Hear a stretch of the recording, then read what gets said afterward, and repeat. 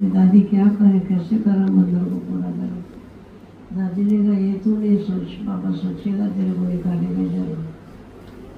पर दादी का पूरा एक लक्ष्य था बाबा के साइड में ही लगा रहता था। फिर हम जब जाते थे तो दादी की ज्ञान रत्नों की पालना परवरिश बगैर थे। इन लोगों को बाद में स्टोरी देना, बाद में उन लोगों को बिठना उनके साथ। पहले 1 घंटा उनको अच्छी तरह से समझाओ कि भगवान खुद आ चुका है और वही सब कुछ करवा रहा है। तो हमारी भी दिल वो सारी धीरे धीरे लगने लगी।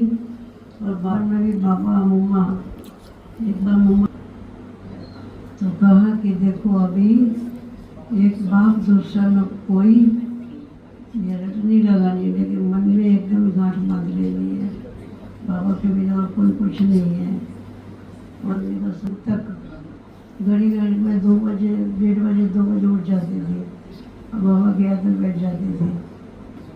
फिर वो धीरे धीरे के बजाय थोड़ा 1-2 मिनट का ही लेट होगा तो मम्मा को खुद को दिखाते हुए और हिला रही हो, वही मुझे मालूम पड़ा।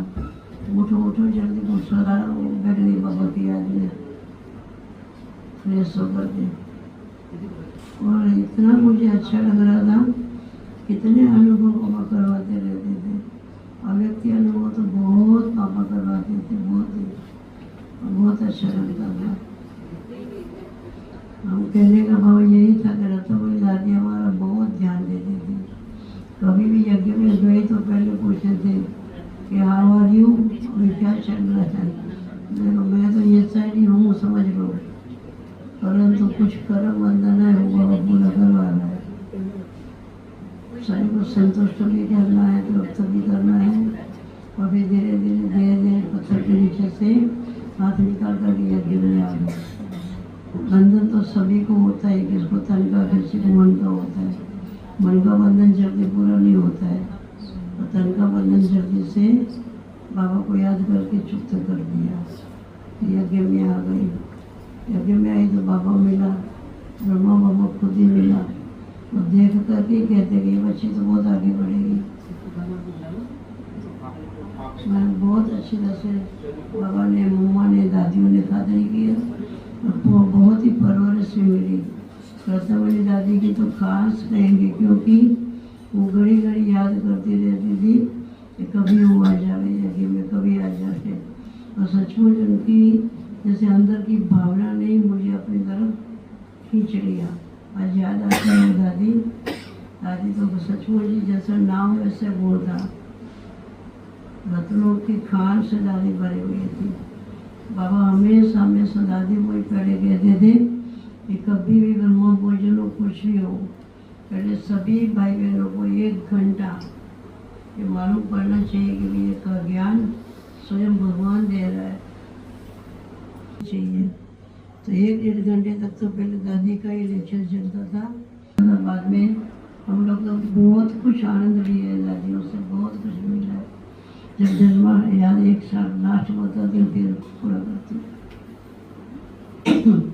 जब जन्माष्टमी होती थी तो बाबा हमको बुलाते थे रात को 9 बजे, 9 से 10 बजे तक योग करते थे। 10 से 11 रतनमयी दादी का लेक्चर सुनते थे। उसके बाद फिर 12 बजे सुरेंद्र दादी बैठती थी योग में, भोग में। फिर श्री कृष्ण की बदलावड़ी होती थी और पूरी रात श्री कृष्ण के साथ ही चल रहते थे। और सवेरे 4:30-5 बजे हम अपने घरों में जाते थे। वो भी समय था। आज याद आ रहे रतनमयी दादी के यहाँ बैठे हैं तो वो भी समय था। दादी ने क्या नहीं किया, कितना समय संकल्प अभी तो सोचना पड़ता है। लेकिन पहले तो ये कुछ बस बाबा की याद नहीं रहती थी और कोई प्रकार की कुछ और तमन्ना नहीं रहती थी ये करे वो करे ऐसा। या योग में ही समय बीतता था हमारा। अभी भी याद आ रहा है। और दादियों ने जो संस्कार डाले हैं तो वो संस्कार अभी भी हमको प्रैक्टिकल में काम में आ रहे हैं। वो थ्योरी करनी है, प्रैक्टिकल है।